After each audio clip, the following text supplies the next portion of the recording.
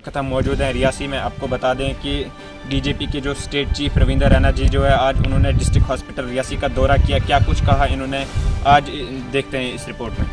Doctors हैं और paramedical staff members हैं, सफाई कर्मचारी हैं, पुलिस के हमारे जवान हैं। मैं इन सब का शुक्रिया अदा करता हूं कि इस कोरोना महामारी की दूसरी वेव में भी हमारे जो फ्रंट लाइन कोरोना वॉरियर्स हैं, खासकर जो हमारे डॉक्टर्स हैं, पैरामेडिकल स्टाफ के मेंबर्स हैं, हमारी नर्सिस माताएं बहनें हैं, लाजवाब काम कर रहे हैं। इस मुश्किल हालात में सभी अपनी सेवाएं जान हथेली पर रखकर दे रहे हैं। सबका एक ही लक्ष्य है, सबका एक ही टारगेट है कि कोरोना वायरस महामारी के इस चेन को तोड़ा जाए और इंसान की ज़िंदगी को बचाया जाए। आज मैंने यहाँ रियासी के डिस्ट्रिक्ट हॉस्पिटल में यहाँ देखा, यहाँ हमारे डॉक्टर्स, विशेषकर यहाँ के जो सुपरिटेंडेंट डॉक्टर राजेंद्र जी हैं, या जो कोविड केयर की मैनेजमेंट यहाँ देख रहे हैं डॉक्टर राकेश रैना साहब, यहाँ के पैरामेडिकल स्टाफ के मेंबर्स, यहाँ की हमारी नर्सिस बहनें माताएं, सफाई कर्मचारी, सभी दिन रात मेहनत कर रहे हैं, जनता की सेवा लगे कर रहे हैं। और यहाँ बहुत अच्छी बात यह है कि ऑक्सीजन प्लांट जो रियासी डिस्ट्रिक्ट हॉस्पिटल के अंदर है वो बहुत अच्छे से यहाँ काम कर रहा है। ऑक्सीजन की सप्लाई लगातार यहाँ सुनिश्चित कर दी गई है। यहाँ के डॉक्टर्स की मेहनत का ये नतीजा है कि यहाँ 80% से ज़्यादा रिकवरी रेट है। 2-3 लोगों को यहाँ बहुत अधिक समस्याएं आई, ज़रूर आई, लेकिन अधिकांश लोग इस हॉस्पिटल में जो कोरोना वायरस संक्रमण का शिकार हो गए वो ठीक होकर गए हैं। मैं यहाँ के तमाम डॉक्टर जो इस हॉस्पिटल के अंदर कार्यरत हैं, मैं उनको हृदय की गहराई से मैं उनका धन्यवाद करता हूँ, जो दिन रात एक करते हुए इस कोरोना वायरस महामारी के खिलाफ एक जंग लड़ रहे हैं। मैं ऐसे तमाम अपने डॉक्टर्स का धन्यवाद करता हूँ, अपनी नर्सिस माताओं बहनों का, पैरामेडिकल स्टाफ मेंबर्स का, पुलिस कर्मचारियों का, सफाई कर्मचारियों का और सिविल एडमिनिस्ट्रेशन के जितने भी लोग हैं, मैं उनका भी धन्यवाद करता हूं कि उन्होंने जान हथेली पर रखकर इस समय मुश्किल तरीन हालात में लोगों की सेवा कर रहे हैं। रविंद्र जी एक सवाल और आपसे, आपको लगता है कि इंफ्रास्ट्रक्चर और बेटर करने की जरूरत है? जम्मू में मौतें ज्यादा हो रही है। यहाँ इंफ्रास्ट्रक्चर की बात है, लगातार वो सारी व्यवस्थाएं सुनिश्चित की जा रही हैं, जैसे ऑक्सीजन के प्लांट्स, और जो रियासी के अंदर हमने देखा एक बहुत अच्छा ऑक्सीजन जनरेशन प्लांट यहाँ काम करना शुरू कर दिया है उसने, और उसका लाभ यहाँ हो रहा है। यहाँ कुछ डॉक्टर्स की शॉर्टेज है, कुछ क्रिटिकल केयर एम्बुलेंसेस की व्यवस्था यहाँ करने की ज़रूरत है। रेडियोलॉजिस्ट और पैथोलॉजिस्ट, एनेस्थेटिक, कुछ डॉक्टर्स यहाँ बहुत ज़रूरी हैं। मैंने यहाँ के जो मेडिकल सुपरिटेंडेंट हैं डॉक्टर राजेंद्र जी, उनसे सारी चर्चा की है, रिपोर्ट ली है, और यहाँ की जो जो कमियां पेशियां इस हॉस्पिटल में हैं वो मैं तुरंत यहाँ से जाने के बाद जम्मू कश्मीर के माननीय उपराज्यपाल श्री मनोज सिन्हा जी के संज्ञान में ये सारी चीज़ें मैं लाने वाला हूँ। और मुझे पूरा विश्वास है कि बहुत जल्द ये जो शॉर्ट फॉल्स हैं, जो कमियां हैं, इनको हम दूर करेंगे। वैसे जो मुझे जानकारी प्राप्त हुई है, यहाँ के जो हमारे डीडीसी के चेयरमैन श्री सर्व सिंह नाग जी हैं, म्यूनिसिपलिटी के यहाँ के चेयरमैन पुरी साहब हैं, हमारे पूर्व मंत्री अजय नंदा जी हैं, इन सब ने जानकारी दी है कि हमारा जो यहाँ अवेलेबल स्टाफ है, हमारे जो डॉक्टर्स हैं और जो बाकी पैरामेडिकल स्टाफ के मेंबर्स हैं, उनकी मेहनत से, उनकी जो लगन है, निष्ठा है, कमिटमेंट है, डेडिकेशन है, उसकी चलते यहाँ किसी प्रकार की कोई दिक्कत नहीं आ रही है। हमारे डॉक्टर्स दिन रात अपनी सर्विसेज दे रहे हैं। फिर भी जो यहाँ के मेडिकल सुपरिटेंडेंट साहब ने मेरे संज्ञान में कुछ विषय लाए हैं, हम प्रयास करेंगे कि उसको जल्द से जल्द वो सारी चीजें यहाँ ठीक की जाए। कश्मीर के मुकाबले जम्मू सूबे में केसेस कम हो रहे हैं, लेकिन मौतें ज्यादा हो रही है कश्मीर के साथ अगर मुकाबला करें, तो कहीं ना कहीं ऐसे में स्वास्थ्य ढांचे और स्वास्थ्य सुविधाओं पर सवाल खड़ा हो रहा है जम्मू सूबे में।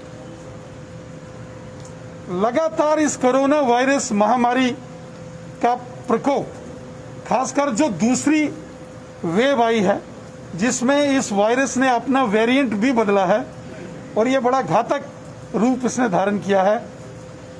इस प्रकार के सारे विषय लगातार हमारे नोटिस में आए हैं और हमारे डॉक्टर्स, चाहे कश्मीर घाटी के हों या जम्मू संभाग के हों, लगातार मेहनत करके इन सभी समस्याओं का समाधान कर रहे हैं।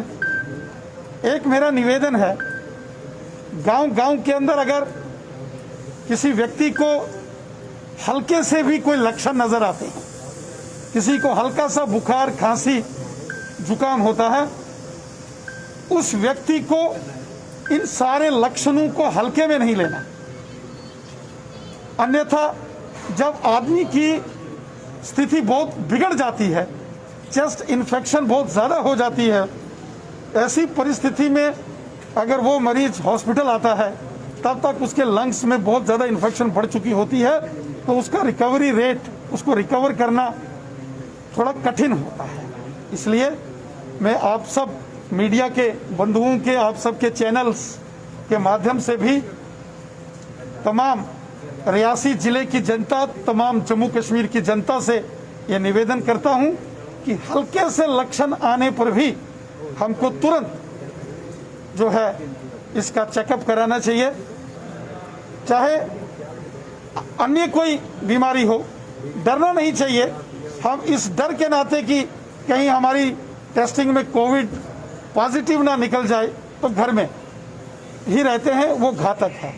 बाकी हमारा प्रयास है कि ये कोरोना का चेन टूटे और कोरोना वायरस का चेन तोड़ने के लिए जो माननीय प्रधानमंत्री नरेंद्र मोदी साहब ने बार बार देशवासियों से आह्वान किया है, 2 गज की दूरी, मास्क है जरूरी, सैनिटाइजर का इस्तेमाल करना, भीड़ भाड़ के एरिया में नहीं जाना और बहुत मजबूरी हो तो घर से बाहर निकलना। चंद दिनों की बात है, जैसे लॉकडाउन लगातार बढ़ रहा है और ये कोरोना वायरस का चेन टूट रहा है। अब आप देख रहे हैं कि इसके केसेस में भारी गिरावट आ रही है और वो जो एक पीक और ऑल ऑफ सडन एक हड़कंप सा मच गया था, वो सारी स्थितियां कंट्रोल। राणा साहब, एक महत्वपूर्ण सवाल है, डिस्ट्रिक्ट हॉस्पिटल जितने भी हैं वहां पर क्या तमाम सुविधाएं जल्द से जल्द मुहैया करवाई जाएंगी, ताकि यहाँ का लोड जो है जम्मू गवर्नमेंट मेडिकल कॉलेज में ना पड़े। हम आंकड़े देख रहे हैं, रिकवरी अच्छा है, केसेस कम हो रहे हैं, लेकिन डेथ का आंकड़ा हिलने का नाम नहीं ले रहा, कभी 63, कभी 70। हमारा प्रयास है, हमारी कोशिश है कि जम्मू मेडिकल कॉलेज और उसके जो एसोसिएट हॉस्पिटल्स हैं, चाहे वो चेस्ट एंड डिजीज हॉस्पिटल है, सुपर स्पेशलिटी हॉस्पिटल है जम्मू का, या गांधीनगर हॉस्पिटल है, उसके साथ साथ जो पेरिफेरी के हॉस्पिटल है उन सबको स्ट्रेंथन किया जाए। हमारे माननीय प्रधानमंत्री नरेंद्र मोदी साहब ने जम्मू कश्मीर में 6 मेडिकल कॉलेज जिनके लिए फंडिंग की है, वो लगभग बनकर तैयार हैं और उन तमाम में ऑक्सीजन प्लांट्स की व्यवस्था हो गई है, सुचारू ढंग से वहाँ उपचार चल रहा है। इसके साथ साथ तो बड़ी तेजी से जम्मू के सांबा में एम्स जैसा बड़ा हॉस्पिटल भी निर्माणाधीन है। धीरे धीरे ये सारी चीज़ें ठीक होंगी, लेकिन तुरंत इस समय जो हमारा फोकस है वो है कि तमाम डिस्ट्रिक्ट हॉस्पिटल्स, सब डिस्ट्रिक्ट हॉस्पिटल्स और इवन प्राइमरी हेल्थ सेंटर्स, इनको सुदृढ़ किया जाए, वहाँ डॉक्टर्स की अवेलेबिलिटी सुनिश्चित की जाए और साथ ही साथ वहाँ प्रॉपर जो हेल्थ के रिलेटेड इक्विपमेंट्स हैं, मेडिकल इक्विपमेंट्स, वो सभी अवेलेबल किए जाएं। ये हमारा फोकस है। हमारे माननीय गवर्नर एलजी साहब भी लगातार हॉस्पिटल्स का टूर कर रहे हैं और इन सभी बातों का संज्ञान लेगा। ऐसे समय में जब लोगों की कीमती जाने जा रही हैं, ऐसे में एक सीटी स्कैन की मशीन के लिए 3 महीने इंतजार करना पड़ता है सैंक्शन होने के बाद भी, और इसके साथ ही वेंटिलेटर्स के लिए एक्सपर्ट तैयार नहीं किए जाते। किस चीज़ का इंतजार किया जा रहा है? मुझे जो जानकारी दी है, यहाँ रियासी के डिस्ट्रिक्ट हॉस्पिटल्स में यहाँ कुछ वेंटिलेटर्स इस समय फंक्शनल कर दिए गए हैं। हमारे डॉक्टर्स हमारे राकेश रैना साहब और हमारे मेडिकल सुपरिटेंडेंट राजेंद्र कुमार जी ने मेहनत करके यहाँ वो सारी चीजें सेट की हैं, और मुझे विश्वास है कि जो भी कमी पेशी होगी वो दूर कर दी जाएगी। जितने भी कोविड केयर सेंटर वहाँ 5 बेड की जो स्कीम है सर, कितनी जल्दी इंस्टॉल किया जाएगा? माननीय उपराज्यपाल महोदय श्री मनोज सिन्हा जी ने जम्मू कश्मीर के अंदर पंचायत स्तर पर क्वारंटाइन सेंटर्स बनाने का निर्णय लिया है। ये वेलनेस सेंटर हैं। इन सेंटर्स का लाभ पंचायत स्तर पर उन लोगों को होगा जो इस सारे संक्रमण का शिकार अगर होते हैं।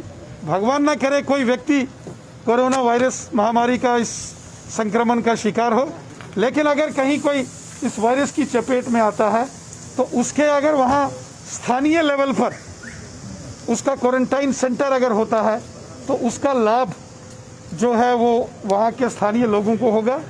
पूरा सरकार का प्रयास है, हर जगह बेड्स की व्यवस्था कर दी गई है।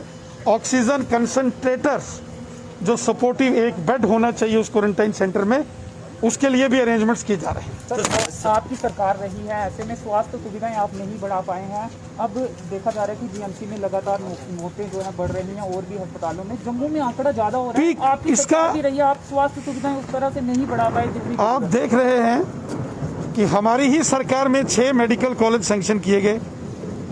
नरेंद्र मोदी साहब की सरकार में एम्स जैसा एक बड़ा prestigious medical institute Jammu Kashmir को मिला।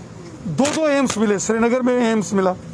इसी प्रकार डिस्ट्रिक्ट हॉस्पिटल्स में ऑक्सीजन प्लांट्स वॉर फुटिंग पर इम्प्लांट किए जा रहे हैं। ये सारी व्यवस्थाएं और ये सारी मूलभूत सुविधाएं जिनकी बहुत अति आवश्यक है, इनकी व्यवस्था की जा रही है। सर, सभी स्टेट्स में टोल प्लाजा जो माफ कर दिए गए हैं कोविड के अभी कोरोना वायरस सर लास्ट अगर हमारे जम्मू कश्मीर को आपको नहीं लगता कि टोल प्लाजा माफ कर देना चाहिए?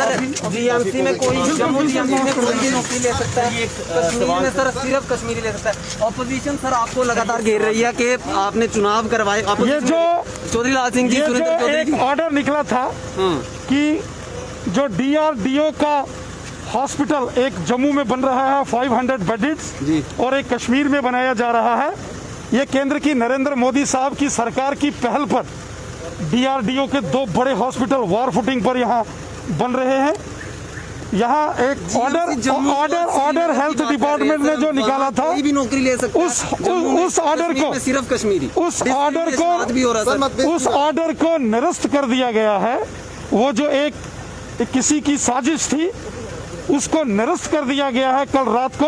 आज उसका कोरिजेंडम आ गया है। जो लाल सिंह जी आप पे अटैक करें, लाल सिंह जी कह रहे हैं ये आप विफल रहे हैं। डॉक्टर्स उनको बना दीजिए। अगर किसी ने ये खुरापाती चाल चली है उसके खिलाफ कार्रवाई होगी। कल रात को ही ये ऑर्डर माननीय उपराज्यपाल महोदय ने निरस्त कर दिया है।